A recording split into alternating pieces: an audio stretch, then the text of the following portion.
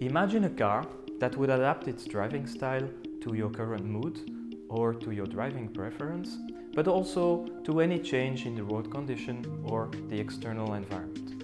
Sunny weather, feeling excited? Wow, let's switch to sport mode. Feeling tired in a bad day, lack of focus? Let's go to autopilot. What if the road gets muddy and bumpy? Well, no problem, let's activate the four-wheel drive. Now, what if such a behavior could also be adapted for your production plans?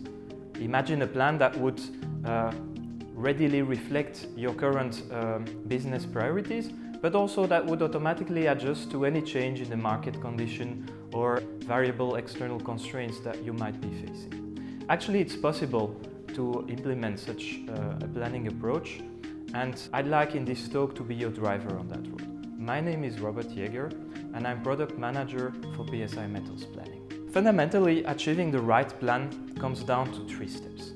First of all, you need of course to define what are your business goals. And this is probably the most important steps. We'll come back to that. Secondly, you need to understand how these goals interact with each other. As we will see, there are conflicts. And acknowledging those conflicts, you need later to decide, okay, what is my preference? How do I want strategically to position myself among those goals? And thirdly, things never stay the same. You need to be ready to face change. So in other words, you need to be agile. And this means that facing external conditions that are varying, a new market situation, new competitor, anything, you need to be able to reassess the relative priorities between those goals and sometimes even to review the goals themselves. So what does that mean for a metals producer? Let's analyze these 3 steps a little bit more in detail. So firstly, business goals in a metals plant are usually translated into KPIs, key performance indicators, against which the quality of plans or schedules are measured.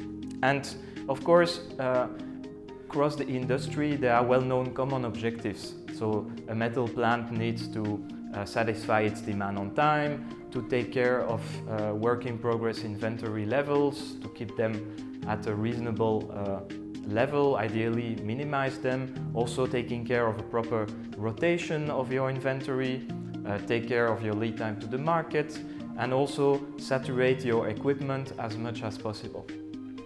Nevertheless, it turns out that between different plants, between different companies, those KPIs are not always measured in the same way. And in fact, that's a good thing, because at the end of the day, each single plan needs to adapt, first identify what are the relevant KPI to its unique supply chain conditions, and then adapt and define precisely the formula how each of these KPI will be calculated and measured, okay, based on which production variables, at which frequency, and so on. And lastly, each plant needs also to set targets for KPI quality assessment. When is the KPI good or bad? So is a 93% delivery date performance a good result or a bad result? Well, maybe it will be good for plant A, but not for plant B. So that's for the first step. The second step is to acknowledge that your KPIs are interacting with each other. Some will go hand by hand. When one will increase, so will the other. Others will go in antagonist directions. They will be in conflict. So you need first to understand these interactions, to acknowledge them, and based on that, to take a decision. How do I want to position myself in the space defined by those KPIs? Do you prefer to put a higher emphasis on short lead time to market and as a consequence have higher stock levels? Or do you prefer to put more pressure on leaner inventories to the risk of increasing your time to the market? Another example, do you prefer to have bigger campaign batch sizes or do you prefer to have a better service at the cost of more setup times?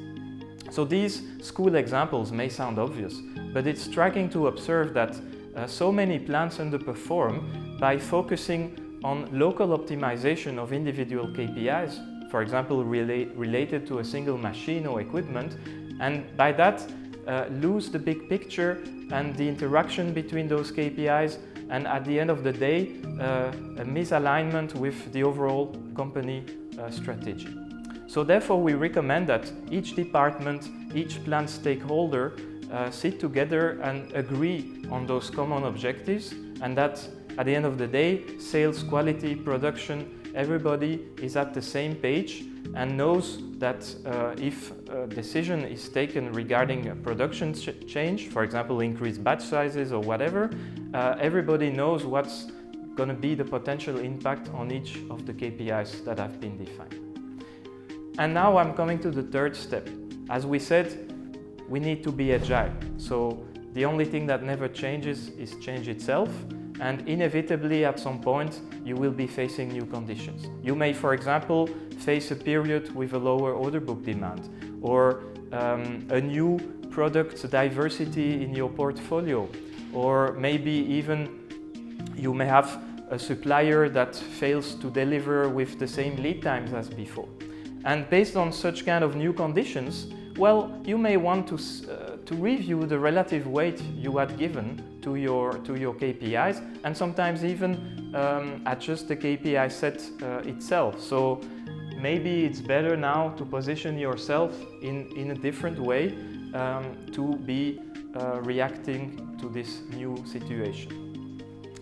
All this being said, coming now to your daily life as a planner or scheduler, how would you implement such a 3 steps approach? Well, to do that, ideally you need a supportive system. A system that helps you not only define KPIs in a user-friendly way and what's also the formula to calculate those KPIs, analyze the results of those KPIs, but also a tool or system that supports you in visualizing existing interactions and conflicts, and most importantly, to allow you to make simulations.